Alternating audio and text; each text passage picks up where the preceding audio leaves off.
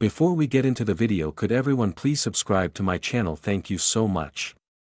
She was to be hanged at dawn until the most feared gunslinger rode in and called her his bride. That girl poisoned her boss, someone whispered, emptied the safe and tried to vanish into the night. She'll be swinging before the sun even warmed the ground. The murmurs crawled through the crowd like snakes in dry grass. Dozens of boots kicked up dust as townsfolk gathered around the makeshift gallows in the center of Dry Creek. Square wooden crates, rope, and two crooked beams were all the town needed for justice, or what they called justice. Eliza stood at the heart of it all, her wrist bound in rough hemp, her ankles raw from iron shackles. Her dress was once clean, cream-colored cotton, but now it clung to her in tatters, stained with dirt, blood, and spit. Her hair hung loose and filthy, falling over a bruised cheek and a swollen eye that refused to open. She didn't cry anymore, that had stopped hours ago, somewhere between the beatings and the silence. Someone in the crowd hurled a bottle, it shattered near her feet. "Should have let the wolves have her," a woman hissed. "Burn her," a man shouted. "No," replied another older voice, the ropes quicker. The preacher read from a damp page. Sheriff Rudd stood by, arms crossed, chewing a matchstick. None of them looked directly at her. Eliza didn't lift her head, her breath came slow, tired. She wasn't guilty, but in Dry Creek, being poor and unwanted was enough. The rope was draped over the beam, looped with care. The hangman, a drunk with a cough, tightened the noose, his eyes avoiding hers. The sheriff nodded once. The rope was drawn around her neck. The hangman stepped back. A moment passed, then a thunderclap of hooves exploded across the still air. Gasps erupted as a black horse charged into the square, kicking dust high as it reared. On its back sat a man in a long, ash-gray duster, tall and imposing, his wide-brimmed hat shadowing a face etched with grit and silence. He pulled a revolver from his side and fired once into the sky. The shot cracked louder than a whip, freezing the entire square. "Get your hands off my wife," he growled. Silence. No one moved. "Drop the rope," the man barked, his revolver turning from sky to gallows. Sheriff Rudd stepped forward. "Who the hell are you?" "Someone you don't want to test," he replied. He flipped a paper from his saddlebag and tossed it near the preacher's feet. It flapped open in the dust, a marriage certificate. The hangman hesitated, looked at the sheriff, then stepped back. The man dismounted in one fluid motion, his boots hit the ground with a thud that made the boards tremble. He climbed the steps to the gallows. Eliza didn't look up, even as he touched her arm. "You all right?" he asked quietly. She gave no answer, her knees buckled. He caught her before she fell, scooped her into his arms, and turned. A shot rang out behind them, but his revolver was faster. He spun, fired, and the shooter dropped before the echo had even faded. Chaos erupted. He swung onto the horse with Eliza in his arms, kicked the beast hard and bolted through the square, dust and curses trailing behind him. Bullets tore through the morning air, people screamed. Another gun fired. He ducked low, shielding her body with his, and just like that, the rope swung empty and Eliza was gone. The sun had barely cleared the horizon when Cain's stallion tore across the open plains, hooves thundering over cracked earth and golden grass. Eliza was slumped against his chest, unconscious, her face ghostly pale against the grit and blood staining her torn dress. He held her steady with one arm while guiding the reins with the other, his jaw tight, eyes locked on the jagged hills far ahead. Behind them, the faint but rising roar of pursuit echoed like thunder on the wind. Dry Creek would not let her go easily. Cain reached the split in the trail and made his first move. He stopped the horse briefly, dismounted, and led it through a dry riverbed, walking backwards to scatter the hoof prints. Then he doubled back and struck west, dragging a spare pair of boots across the trail behind him to make it seem like they'd headed that way. The sun was climbing now, burning hotter. Eliza stirred once, moaning, but did not wake. By mid-morning, Cain reached a narrow path hidden behind a cluster of scrub trees and sharp stone outcrops. There, nestled in the cleft of the hills, he found a small cave, cool, shadowed, quiet. He laid Eliza down gently on the packed earth, pulled a canteen from his saddlebag, and trickled a few drops onto her lips. She coughed weakly, then blinked. Her eyes opened wide when she saw him. "Where?" "You're safe," he said simply, his voice rough but low. "If I hadn't come, you'd be swinging from that noose by now. That's not justice, that's the law of wolves." Eliza blinked again, dazed. "Why did you?" Cain didn't answer. He handed her the canteen and turned away to watch the pass below. The question hung between them like smoke. Far in the distance, a cloud of dust rose, a search party. Cain's eyes narrowed, they were moving fast, too fast. "Town dogs," he muttered, "and something worse." He reached for his rifle, a battered Winchester with the stock dark from sweat and time. He checked the chamber, slid the bolt back with a practiced flick. "Eliza," he said without looking at her, "we've got trouble, more than one kind." From behind a ridge to the north, a second group emerged, black coats, black horses, not townsfolk. Bounty hunters. He recognized one of them, Mendiz, a ruthless tracker out of El Paso who never asked questions, just collected heads. He would not be here by accident. Cain swore under his breath, the men who had paid him to kill Eliza must have heard he let her live. Now they were cleaning up their mistake with bullets. He turned to Eliza. "We have to move now." She tried to sit up, wincing. "I can't, I'm not." "You don't need to run," he said. "You just need to trust me." Cain led her through a narrow chute of rock that curved behind a ridge, then crouched low. A high cluster of boulders provided them with a view of the pass. He tied his horse to a hidden route, loosened the saddle to make it look abandoned, then they waited. The wind picked up, blowing grit into their faces. Eliza shivered. Cain settled the rifle across the rocks and adjusted his aim. "Stay down," he said. Footsteps, hooves, voices, 3 men crested the rise, 2 from the town and 1 from Mendez's crew. Cain let the first step forward, 1 breath, 2, then he squeezed the trigger. The crack of the Winchester shattered the air. The man dropped like a marionette with strings cut. Panic. The others scattered for cover. Cain's next round dropped the bounty hunter mid-turn, a bullet through the chest. The third man fled, boots skidding in panic. Cain did not shoot again. Eliza stared at him, wide-eyed and breathing hard. He lowered the rifle and looked at her. "I only fire when I know what I'm aiming at," he said. She said nothing, but in her silence, something shifted, not fear, not gratitude, but the first trace of understanding. They weren't safe yet, but in Cain's silence and in the bodies cooling below, she saw what kind of man had saved her, not a hero, not a husband, but someone who never missed. The canyon was narrow, carved by time and wind into a winding scar of red stone and silence. By the time Cain found the small shelter wedged between 2 sloping cliffs, the sun had dipped low, painting the sky in streaks of copper and blood. He dismounted without a word, lifted Eliza from the saddle, still weakened, still weary, and carried her toward the rocky alcove where the wind couldn't reach. He set her down gently on a patch of packed dirt, handed her a blanket, and then turned to build a fire. Sparks lit up from flint and steel, catching on dry mesquite and pine shavings. The flames rose slow but steady. Eliza didn't speak for a long time. She sat with her knees drawn up to her chest, eyes lost in the dance of the fire. Her throat was raw, her muscles sore from days of fear, rope, and running, but her mind was sharper than ever, watching and waiting. Cain sat across from her, the fire between them. He cleaned his rifle with methodical precision, every motion deliberate, quiet, practiced. The shadows shifted on his face, hiding his eyes and revealing the scar that ran down his neck like a crack in armor. Finally, Eliza found her voice. "You never answered," she said. "Why did you save me?" He didn't look up. I did.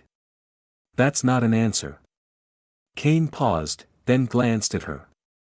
The firelight flickered in his eyes. Because you didn't cry.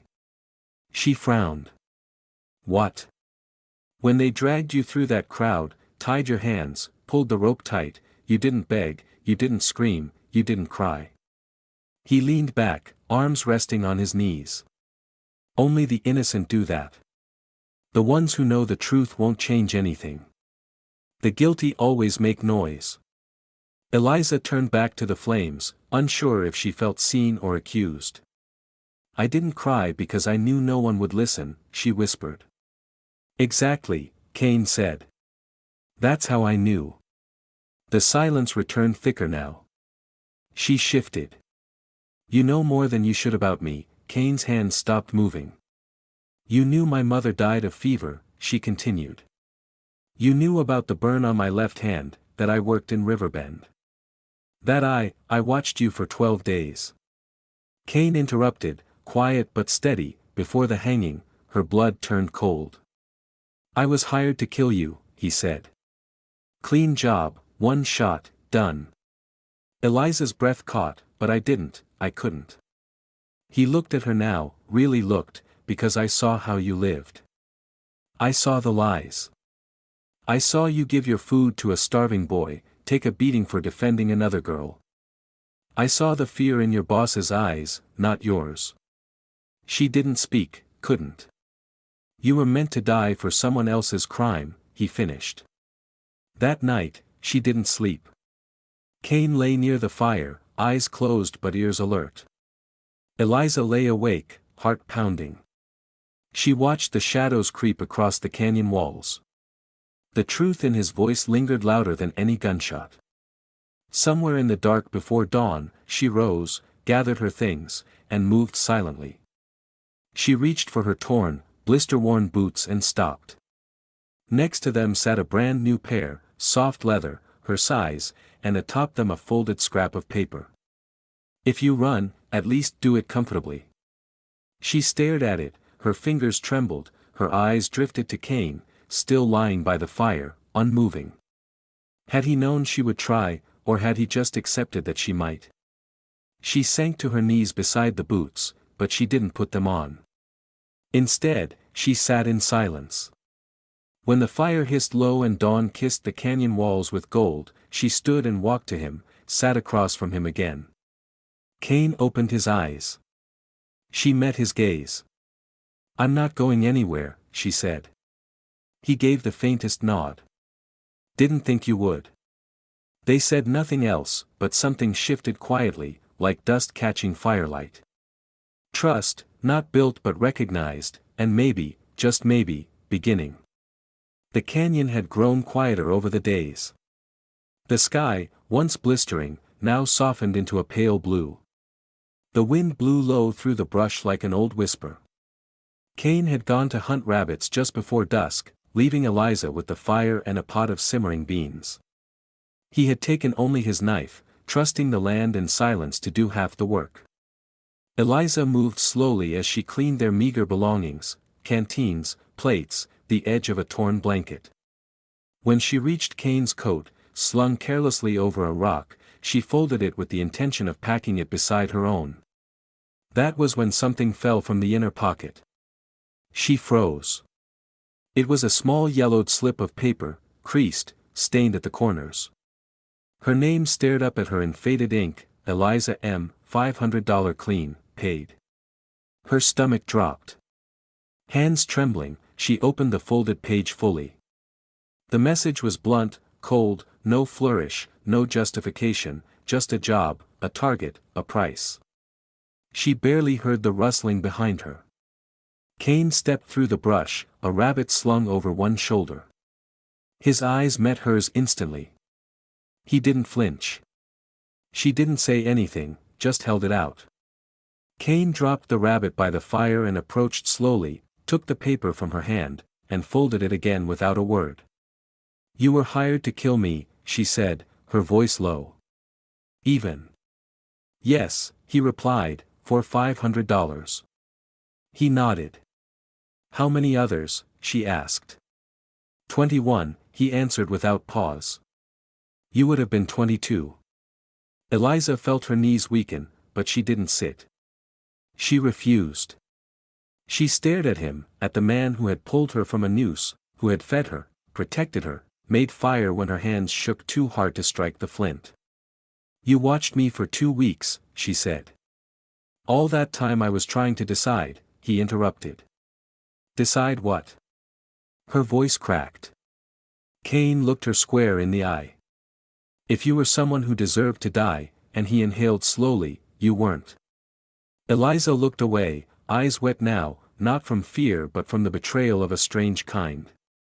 She had known the world was cruel, but not so precise, not so methodical. Cain moved to his saddlebag, pulled the revolver from its holster. Without ceremony, he stepped forward and placed it gently on the rock between them. If you want this to end, he said, you can end it. Eliza's breath caught. Her eyes flicked to the weapon, but her fingers didn't move. Cain stood still, arms loose at his sides, unarmed. I won't run. I won't stop. For a long moment, neither of them spoke. Then Eliza took a slow step forward. Her hand reached out, she didn't touch the gun. She picked up the paper, tore it clean down the center. Cain didn't move. She tore it again and again until all that was left were useless pieces fluttering into the dirt like snow. She looked up at him. Her voice was hoarse. You didn't run. You didn't lie. You didn't shoot. Cain gave the faintest nod. She dropped the last shred of paper into the fire. You saved me, Cain. Now you better be damn sure you keep doing it. He looked at her, that same unreadable storm in his eyes. I plan to, he said, if you'll let me. Eliza didn't smile, but something settled in her chest. Not trust, not yet, but the ashes of something that could be. The desert sprawled endlessly ahead of them, rippling waves of heat rising off golden sand and fractured stone. Days blurred into nights, wind burned their skin, and sun boiled every breath. Yet they kept moving, Cain leading, steady on horseback, Eliza behind, learning every step. Not just how to survive, but how to see the land the way he did, like a map carved into memory. She had never thought herself capable of crossing such brutal emptiness, but with him, she didn't just endure it, she changed within it. Cain taught her how to aim. It began with tin cans and rabbit skulls balanced on stones. Her hands shook at first, flinching every time the revolver kicked, but he was patient, showing her how to breathe, how to feel the weight, how to wait for stillness before squeezing the trigger. He never raised his voice, never pushed too hard, only stood behind her, hand over. Voice low, do not shoot to scare, he said. You shoot to stop, and if I miss, then you breathe again and shoot again. One night, under a sky scattered with stars and silence, she asked him about before. What were you like before all this? Cain poked the fire with a branch. The flames danced and cracked. I was a soldier first, he said, then a bounty hunter, then nothing. Why nothing? She stared at him. He stared into the flames for a long moment. Because killing is easy. Living after it, that's the hard part. Eliza looked at him then, not just the man with the rifle or the one who carried her out of Dry Creek. She saw the weight on his back, the years pressed into the creases at his eyes, the nights he didn't sleep. I don't think you're nothing, she said quietly. He didn't answer, but something in his shoulders relaxed. They were nearing the edge of the wastelands when it happened. The ambush came quick, no warning, just the crack of a rifle, then the echo. Cain jerked back in the saddle, blood blooming across his left shoulder. He hit the sand hard, groaning, hands scrambling for his gun. Eliza froze. A man stepped from behind a cluster of rocks, revolver raised, scarred face, black vest, one of Mendez, no doubt. Drop it, the man barked, aiming at Cain's chest. This time you stay down. Cain lifted his revolver with his good hand, but he was too slow. Eliza moved. She didn't think, didn't speak. She aimed and fired. The gun kicked in her hand, louder than thunder. The man's body jerked as the bullet hit center mass. He staggered, eyes wide with disbelief, then collapsed, his weapon slipping into the sand beside him. Silence followed, total awful silence. Kane rolled to his side, clutching his shoulder, breathing hard. Eliza stood still, the revolver still raised, arms locked, mouth trembling, tears streamed down her cheeks, but her hands didn't drop. Kane looked at her. "You all right?" he asked through clenched teeth. She nodded once, shaky, then slowly lowered the gun. Her knees gave way, and she knelt beside him. His blood soaked through the fabric. She pressed her hand to the wound. "I didn't think," she whispered. "You did just fine," he said, grimacing. "I shot him." "Yes, you did. I didn't want to." "I know, but I would again if it meant you lived." Kane looked at her, not with pride, not with fear, but something deeper, gratitude. He reached up, touched her cheek with the uninjured hand. "You saved my life." She shook her head. "You saved mine first." For the first time since they met, Eliza leaned in and rested her forehead against his. No more running, no more doubt. The desert wind howled past them, wild and sharp, but their hearts, for the first time, stood still together. The sky turned the color of bruised steel as dusk fell over the abandoned mining valley. Jagged hills surrounded them like broken teeth, silent but watchful. Kane slumped against Eliza on horseback, his shoulder bleeding through a bandage soaked twice over. His skin burned under her fingers, too hot, too pale. He guided the horse slowly toward the entrance of the mine. The timbers were half rotted, the rails snapped and buried under sand. A crooked sign still hung by a rusted chain, Durham No. 7. It had been dead for years, forgotten, empty, perfect. Eliza dismounted first and helped him down. He staggered, nearly collapsed, but she caught him. "You're going to rest now," she said firmly. "No more moving." Kane didn't argue, he hadn't said a word since she'd shot the bounty hunter. His breath came in short gasps, the color was gone from his lips. Inside the mine was cooler, darker. The stench of old coal and damp rock clung to the air. She found a wooden platform left behind by miners and laid him down, covering him with their last blanket. She lit a small lantern and kept it low. Shadows danced across the walls like ghosts of men who had never made it out. He tried to sit up. "We can't stay here too long." "I know," she whispered, kneeling beside him, "but you're bleeding out." "I have to stitch it again." Kane gritted his teeth as she worked, threading the needle with shaking hands. She forced herself not to cry. He didn't flinch when the needle pierced his skin, didn't speak, just stared at the ceiling as if he could outlast the pain by ignoring it. Outside, the wind had changed, they were being hunted again. Eliza checked the rifle, loaded every bullet she had left. Then she saw it, crates shoved in a far corner, half covered in dust and torn tarps. Dynamite, old and cracked but still viable. She moved like instinct, quiet and fast. She laid out a string of charges along the lower shaft, connected them to a fuse line, then pulled a loose coil of fuse up to the entrance. She left one path open, just wide enough for two men to enter single file. Kane's voice was weak behind her. "What are you doing?" "They'll come in," she said. "They always do." "Eliza." She turned to him. "You said I needed to learn how to shoot. You never said I couldn't learn how to fight." Kane tried to argue, but the words wouldn't come, his eyes fluttered closed. She kissed his forehead gently. "You stay with me no matter what." An hour passed, then hooves, boots, voices. She heard them before she saw them, at least 4, maybe 5. They crept down the path like wolves in the dark, guns raised, flashlights slicing shadows into pieces. Eliza crouched by the entrance, waiting, fuse in hand. "Where is he?" someone barked. They've got to be down here, another voice said. Kane's too hurt to run far. Leave the girl, the man's the contract. Eliza's eyes narrowed, her hand didn't shake. She let the first two men pass into the main shaft. The moment their feet hit the inner track, she struck the match. The fuse hissed, 1 second, 2, boom. The mine roared like the mouth of hell opening.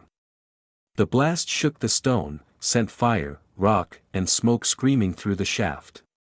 Screams echoed once, then nothing, just silence and the slow collapse of timber and dust. Eliza ran back, coughing, eyes burning. Kane hadn't moved. She dropped to her knees. Haking. Kane, wake up, please. His skin was colder, his breath shallow. Don't you dare, she whispered. Don't you leave me. You don't get to choose for both of us. She laid her body against his, held him close, trembling. I will not let you die, she said, tears hot on her cheeks. Not while I'm still breathing, not while I still have hands to hold you. His eyes fluttered, barely open. You okay? She laughed through a sob. You idiot, Kane gave the ghost of a smile. Told you not to stay, and I told you I'd choose. She kissed him, salty, fast, desperate. Stay with me, Kane, please just stay. His fingers brushed hers weakly. I'm not going anywhere. They lay together on the cold stone, hearts hammering, the mind behind them sealed by fire and fury. She had chosen, and this time it was not to run, it was to fight for him because for the first time in her life, someone had fought for her. Kane awoke to stillness, the kind of stillness that came after fire, after pain, after the world had collapsed and only the dust remembered how to breathe. His eyes opened slowly, blinking against the soft morning light filtering through the slats of the mine's collapsed entrance. The air was cool now, not sharp but quiet, like the earth itself had exhaled and gone still. Somewhere outside, a bird called once, sharp and clear, then fell silent again, as if even the wind dared not disturb what had been decided in blood the night before. He shifted, or tried to, the motion pulled at his shoulder like something inside him had been broken, hollowed out, and left to smolder. The pain was there, deep and slow, but it no longer burned with urgency, just a reminder, just a ghost. And then he saw her. Eliza sat beside him, knees drawn to her chest, back resting against the stone wall. Her head had slumped sideways in sleep at some point, but her grip on his hand never loosened. Both her hands wrapped around his like they were anchoring him to the living. Her face was smudged with ash, a smear of blood dried near her temple, but her expression when she stirred awake and saw him watching held no fear. Only fire. You're awake, she said, her voice hoarse and soft. I wasn't sure if you'd still be here. He tried to respond, his throat was dry, tongue thick as dust.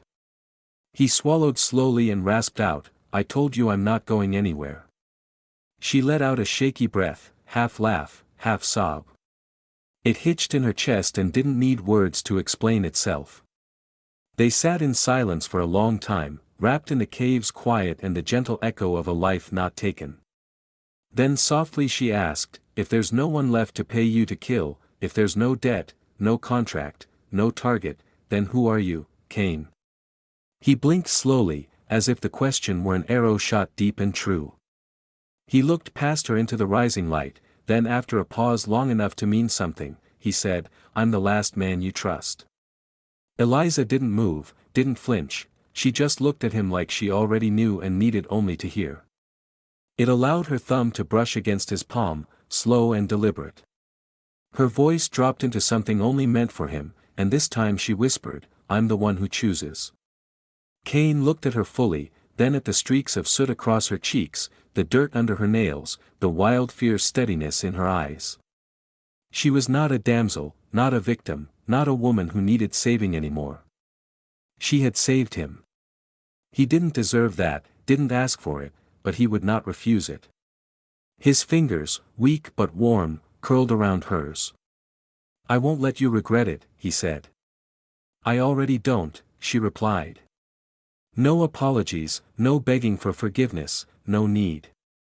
Just the hollowed-out mind behind them, the trail ahead still uncertain, and between it all, a fragile, fierce, undeniable truth: she had chosen him, and he had chosen to stay. The border town of Loretto was the kind of place where names faded like worn denim and stories drifted faster than the wind across sun-bleached roofs. It was a town built on second chances, the kind where the past was rarely mentioned out loud and scars were just part of a man's handshake. Dust clung to boots no matter how many times they were wiped clean. The sunlight turned every porch into gold and every shadow into a place where things could stay hidden. Trouble usually arrived quiet, masked behind whiskey smiles or the hollow sound of an empty saddle returning, and folks knew to keep their heads down when it did. But not here, not anymore, not at the edge of town where a small adobe cafe stood beneath the leaning branches of a crooked mesquite. Above its swinging doors hung a hand-painted sign, the letters faded but proud: Eli's. No one asked who Eli was, no one needed to. Kane hammered in the last nail on the left shutter as the sun began to warm the porch boards. His sleeves were rolled, revealing the faded line of a bullet scar along his forearm. Inside, the scent of coffee drifted out with the breeze, strong, bitter, grounding. Eliza moved behind the counter with ease, apron tied tight around her waist, a streak of flour across one cheek. She hummed as she served tamales to the two ranch hands who came every Thursday morning with silver in one hand and ghost stories in the other. Their lives had shrunk to something simple, something soft, shared in half smiles, silent glances, and the quiet rhythm of people who didn't need words to mean everything. It was enough until the door creaked open. A man stepped through, tall, dust-stained coat dragging the wind behind him. His boots struck the floorboards like warnings. He didn't smile, didn't blink, just scanned the room with eyes like cold iron. Then he saw Kane. "You him?" the man asked, voice cracked with miles. Kane didn't move. "Kane Gravehand," the stranger continued. "Bounty hunter from Elkhorn Ridge." The cafe went quiet, coffee stopped mid-pour, forks hovered above plates. Eliza stepped forward. She didn't raise her voice, she didn't reach for anything. She just looked at him. "No," she said. "Doesn't live here anymore," the stranger raised a brow. "He used to kill on command." Eliza continued, "He used to belong to whoever paid the most, but not anymore. Now he belongs to no one except me." The man looked between them. Whatever he saw in Kane's eyes wasn't threat, but it wasn't weakness either. Just stillness, peace earned at a high price. He gave a slow nod and turned, walking out without ordering. Kane exhaled. Eliza turned to him, wiping her hands on her apron. Her voice low, "Not everyone needs an explanation." Kane's lips twitched, a smile small but real. They stood there a while longer, the cafe returning to quiet. The wind swept dust across the porch. The sun began its slow descent behind the hills, throwing golden light across everything it touched. Eliza looked toward the horizon, then at Kane, and she said softly, "He was sent to kill me but chose to save me, and in the end, I chose him not to live but to finally feel alive." If this story struck something deep in you, if you felt the desert wind, the sting of betrayal, the thunder of hooves, and the hush of two hearts choosing each other in a world that never gave them the chance, then you're right where you belong. This is Wild West Love Stories, where justice is personal, love rides on instinct, and every bullet dodged is a vow kept. Subscribe to our channel for more raw emotional tales of passion, redemption, and survival across the untamed American frontier. Tap the bell so you never miss a story where love isn't always gentle, but it's always real. Thanks for riding with us. We'll see you at the next sunset.